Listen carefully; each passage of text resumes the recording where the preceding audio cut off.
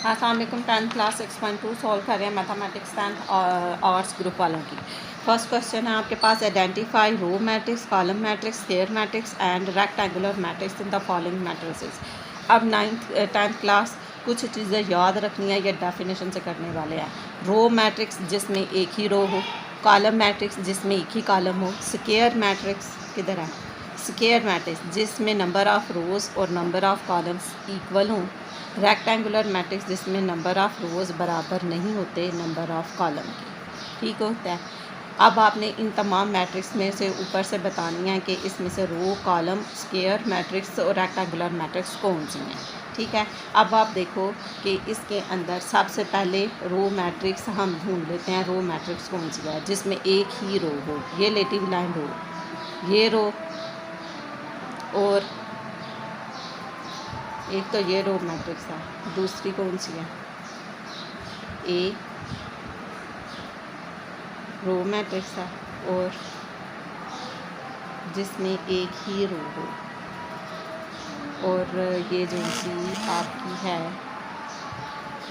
ये एच, एक ही रो एक ही कॉलम है, ए है, एच है, और सी में तो ये वैल्यूज़ दी ही नहीं होगी कि प्लस हो सकते हैं, नहीं, ये तो कॉलम मैट्रिक्स बनेगी फिर, ठीक है। ए और एच चेक कर लेते हैं। 6.2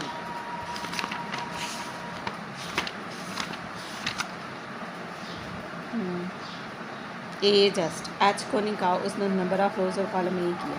रो matrix, column matrix, row matrix सही है, जस्ट रो मैट्रिक्स से लिखा है, यहाँ रो मैट्रिक्स लिखते हैं ए के ऊपर रो, ये रो मैट्रिक्स है, ठीक होगी। Column matrix,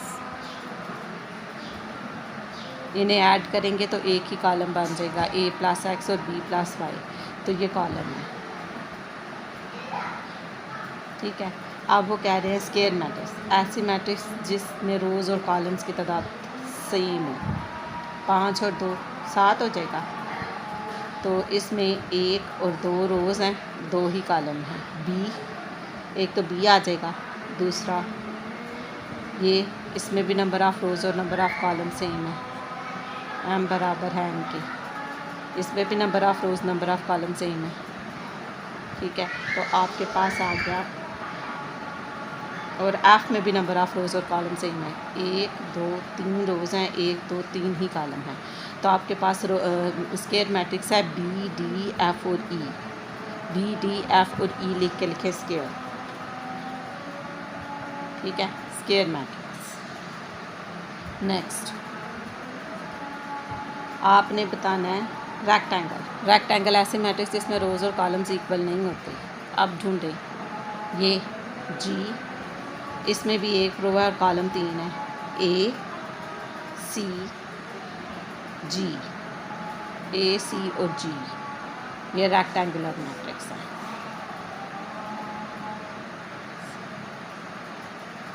G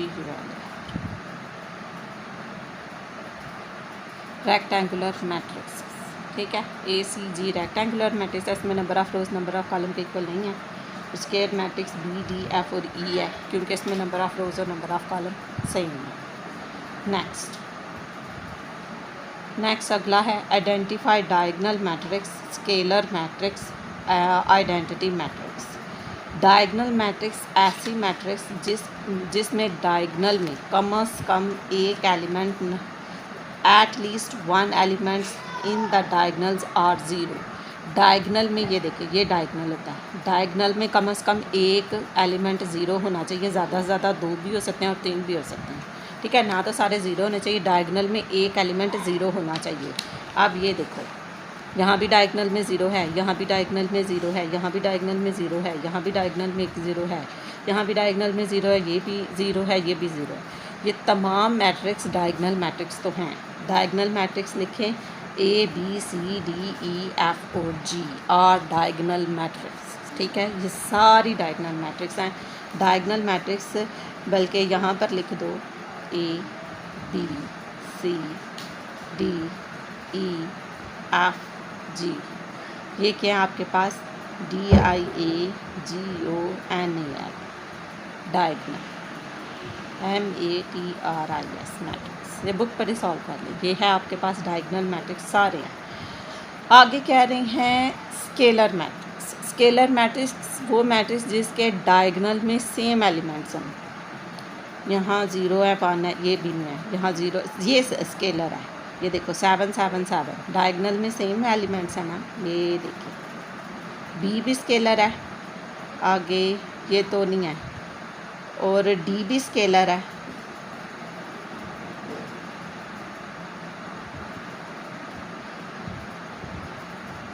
D identity भी है, लेकिन सेम वैल्यूज़ भी हैं, तो वो फिर ये आइडेंटिटी मैट्रिक्स भी है और डायगोनल मैट्रिक्स भी है, और स्केलर भी है, सॉरी स्केलर, और इसमें भी है स्केलर, ये नहीं स्केलर, इसमें के है, तो ये भी स्केलर। आपके पास है बी, डी, ई और जी, ठीक है। ये आपके पास कौन से मैट्रिक्स हैं?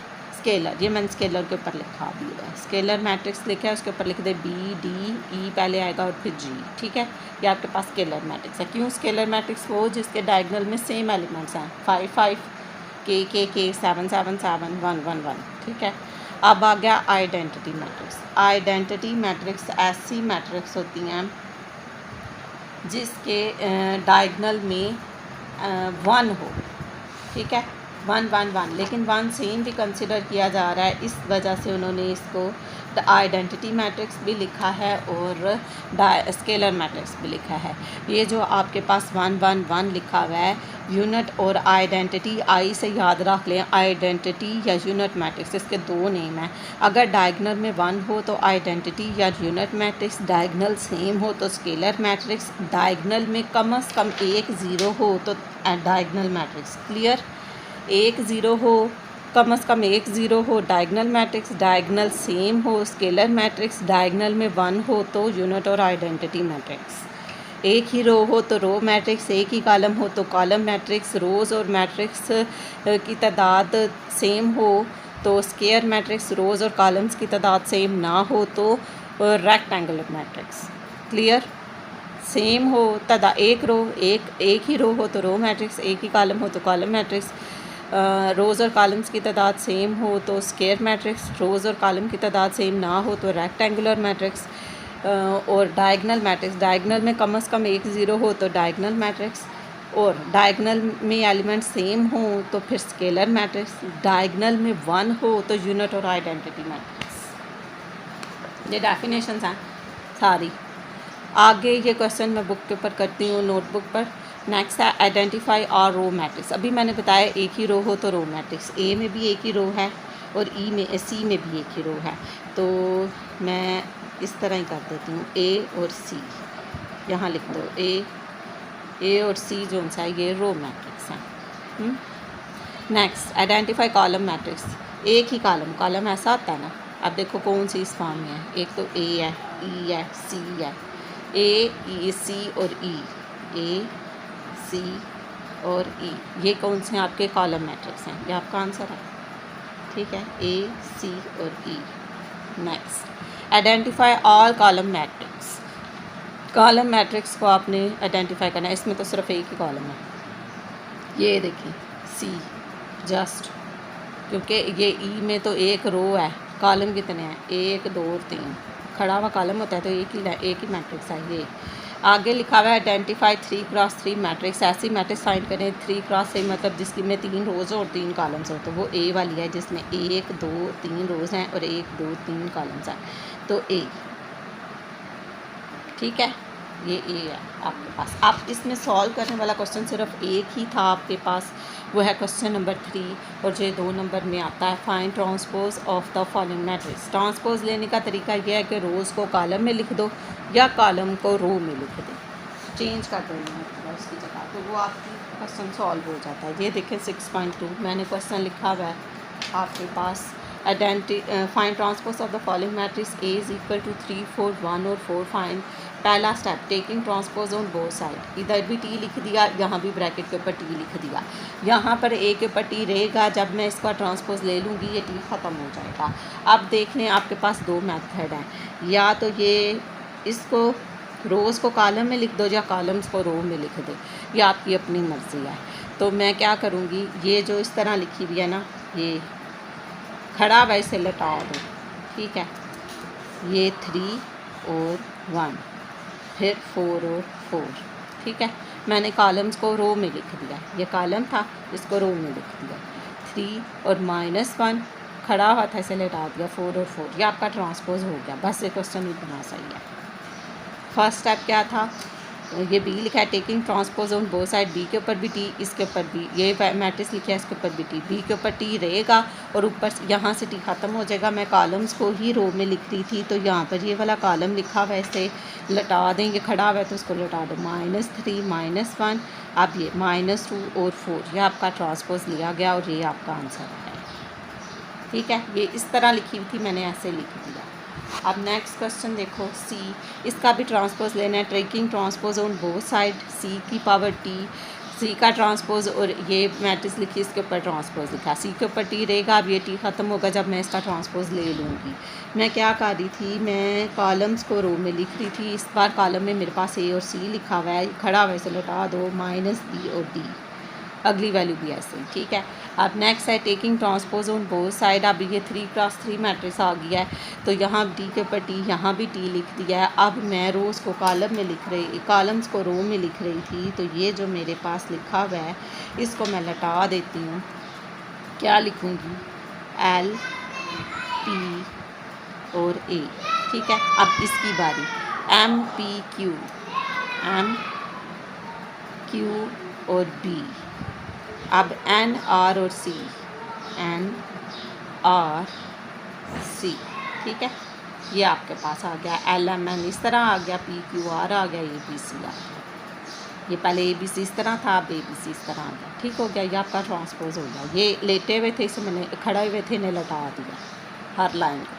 नेक्स्ट अब डिजिट दिए हुए आपके पास, टेकिंग ट्रांसपोज, F की पावर T, F का ट्रांसपोज और ये मैट्रिक्स का ट्रांसपोज। F के ऊपर ट्रांसपोज रहेगा, इसके ऊपर से ख़त्म होगा जब मैं इसका ट्रांसपोज ले लूँगी। अब ये आपके पास कॉलम में लिखा हुआ है, इसे मैं रोज़ में लिख दूँगी, तो मेरे पास आ जाएगा 1 और 3। ठीक हो गया। आगे 4 और 7 है, तो मैं लिख दूँगी 4 और 7, खड़े में लटा दिए। फिर ये 6 और 3 है, तो ये 6 इधर और 3 इधर। ठीक है, पहले ऐसे थे, अब ऐसे, ये डिफरेंस है। ये देखो, पहले ऊपर नीचे थे, अब एक ही लाइन में, तो ये आपका ट्रांसपोज लिया गया और ये आपका क्वेश्चन 2 भी सॉल्व हो गया। आई थिंक यही था। आपकी ये 6.2 कंप्लीट होगी। इंशाल्लाह नेक्स्ट एक्सरसाइज में फिर मिलेंगे। ओके, अल्लाह हाफिज़।